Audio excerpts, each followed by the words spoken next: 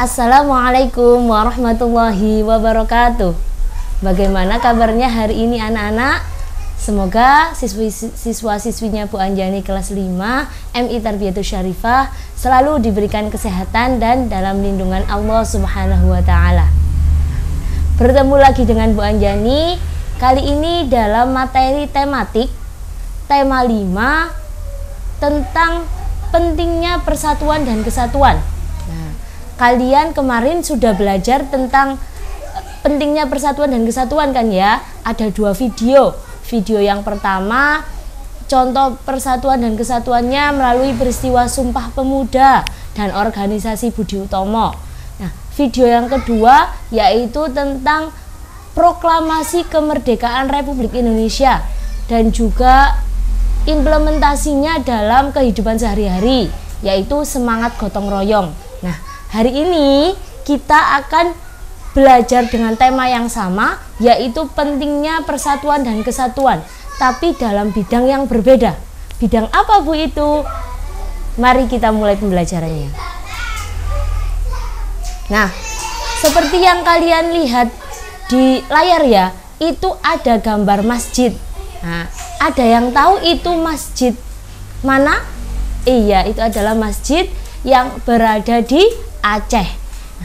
Loh Bu, kenapa? Apa hubungannya persatuan dan kesatuan sama daerah Aceh? Nah, di sini Aceh itu disebut sebagai bumi syariat.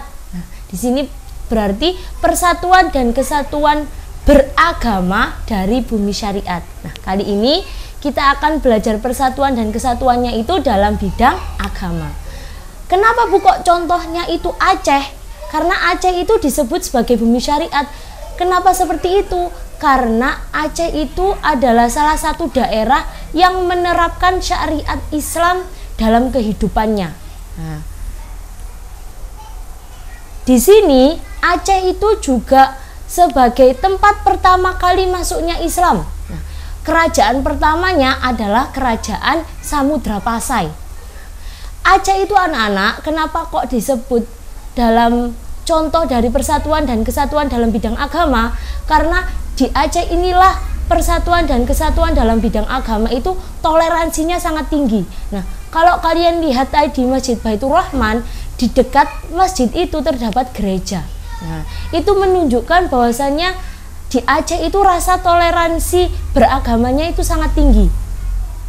Oleh karena itu, pemerintahan Aceh menerapkan yang namanya kerukunan umat beragama. Apa aja itu Bu? Yang pertama, kerukunan internal umat beragama. Maksudnya apa internal? Jadi agama Islam, urusan dalamnya agama Islam itu urusan agama Islam sendiri, Kristen sendiri. Yang kedua, kerukunan antara umat beragama, antar umat. Berarti di sini kerukunan terjalin itu tidak hanya umat Islam saja atau tidak hanya umat Kristen saja, tetapi antar agama, ada Kristen, Konghucu, Buddha, Hindu dan lain-lain. Dan yang terakhir, kerukunan antar umat beragama dan pemerintahan.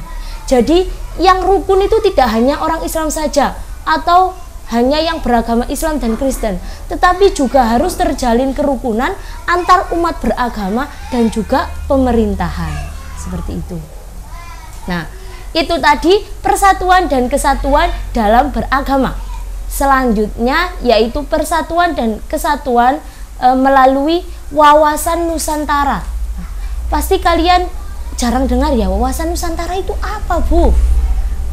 Wawasan Nusantara, secara bahasa wawasan Nusantara ini anak-anak dibagi menjadi 2, yaitu ada wawasan dan ada Nusantara. Wawasan sendiri itu memiliki arti pandangan, sedangkan Nusantara itu dibagi menjadi 2 kata lagi, yaitu Nusa dan Antara. Nusa sendiri itu berarti pulau-pulau, sedangkan Antara itu berarti diapit 2 benda atau 2 sesuatu. Jadi pengertian dari Nusantara sendiri adalah pulau-pulau yang diapit oleh 2 benua dan 2 samudra. Oleh karena itu, pengertian dari wawasan Nusantara sendiri adalah pandangan bangsa terhadap Nusantara atau terhadap Indonesia. Maksudnya apa, Bu? Nah, seperti yang kalian ketahui, Nusantara atau Indonesia ini memiliki banyak sekali pulau. Tidak hanya 5 pulau besar, tapi juga banyak sekali pulaunya ya anak-anak.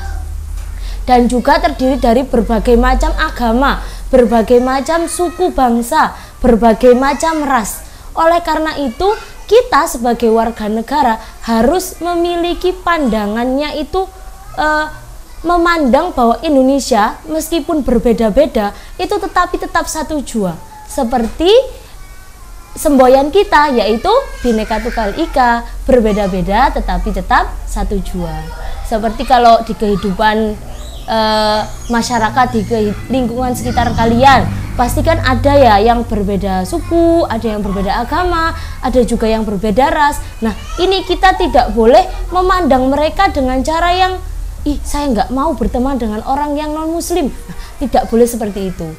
Kita harus memiliki pandangan itu yang luas, wawasannya Nusantara, melihat bahwasanya Indonesia itu terdiri dari banyak pulau, banyak kebudayaan, tapi tetap satu jua, seperti itu.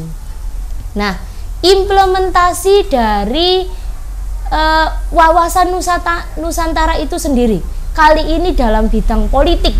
Yang pertama ada pemilihan umum atau pemilu. Nah, jadi di sini diterapkan dalam undang-undang kalau kita melakukan pemilihan umum seperti pemilihan kepala daerah, seperti pemilihan presiden dan lain sebagainya. Itu kita tidak boleh membedakan. Misalkan saya hanya mau memilih orang yang berkulit putih. Nah, itu tidak diperbolehkan. Yang kedua, adanya kesetaraan HAM. Nah, jadi meskipun orang itu berbeda-beda pulau, berbeda-beda tempat, berbeda-beda suku, tapi hak asasi manusianya itu tetap sama. Dan yang terakhir ada semua warga negara Indonesia sama di depan hukum. Jadi memiliki kedudukan di depan hukum itu sama, tidak dibeda-bedakan. Selanjutnya ada implementasi wawasan Nusantara dalam kesatuan ekonomi. Yang pertama ada semua kekayaan yang terdapat di wilayah Nusantara itu adalah modal dan milik bersama bangsa. Jadi kebutuhan sehari-hari warga negara Indonesia itu harus terpenuhi. Tidak boleh di pulau ini terpenuhi tapi di pulau lain tidak terpenuhi. Itu tidak dibolehkan. Yang kedua, tingkat perkembangan ekonomi harus seimbang untuk seluruh wilayah Indonesia. Maksudnya apa, Bu, kok harus seimbang? Nah, biar tidak ada kesenjangan sosial. Dan yang terakhir, kehidupan perekonomian di seluruh Indonesia harus ditujukan untuk kemakmuran rakyat.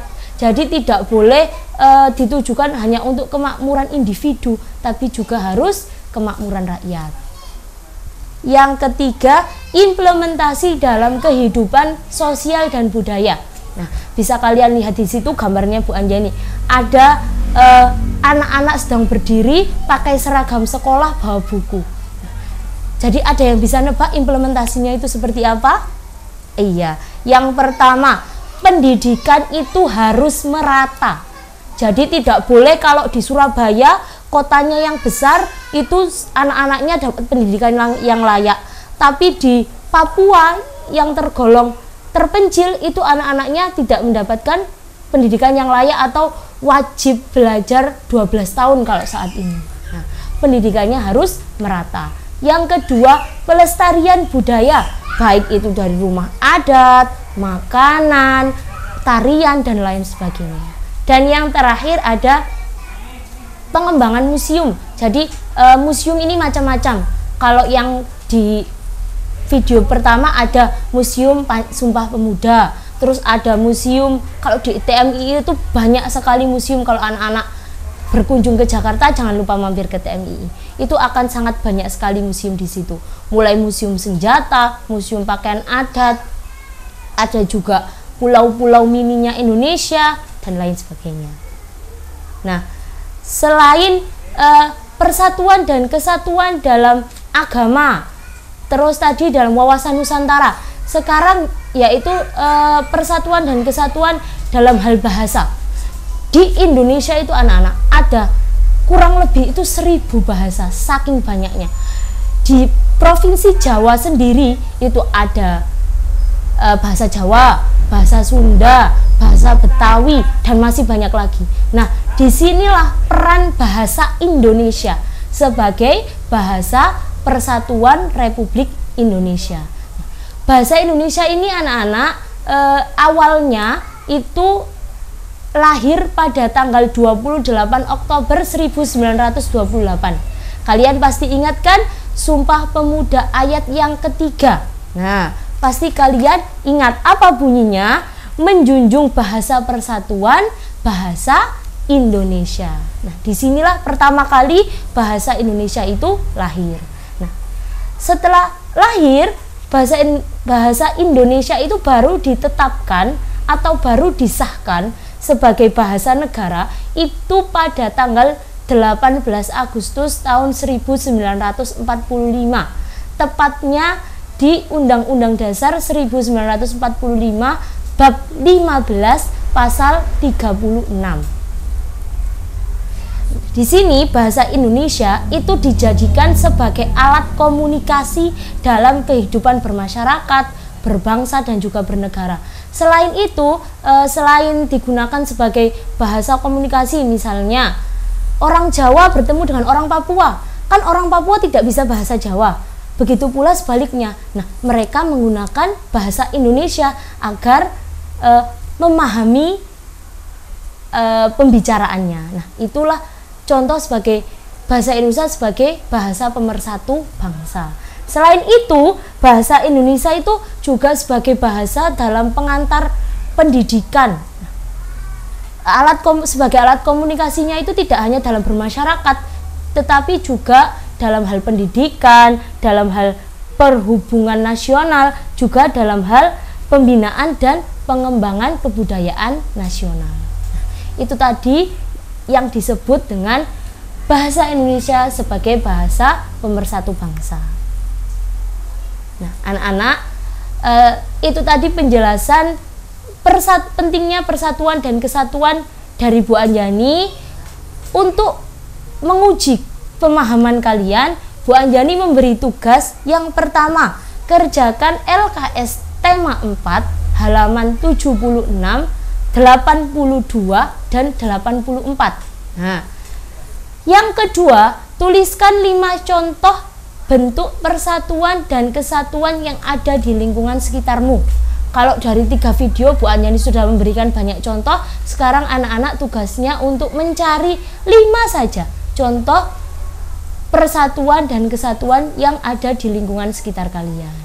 Nah, itu anak-anak, semoga ilmu yang disampaikan Bu Anjani dapat bermanfaat untuk kalian semuanya. Tetap semangat belajar di rumah. Ilmu yang dari Bu Anjani tadi diterapkan di kehidupan kalian sehari-hari. Semangat belajar di rumah, tetap jaga kesehatan. Dari Bu Anjani, mohon maaf bila ada salah-salah kata. Bu Anjani akhiri. Wassalamualaikum warahmatullahi wabarakatuh.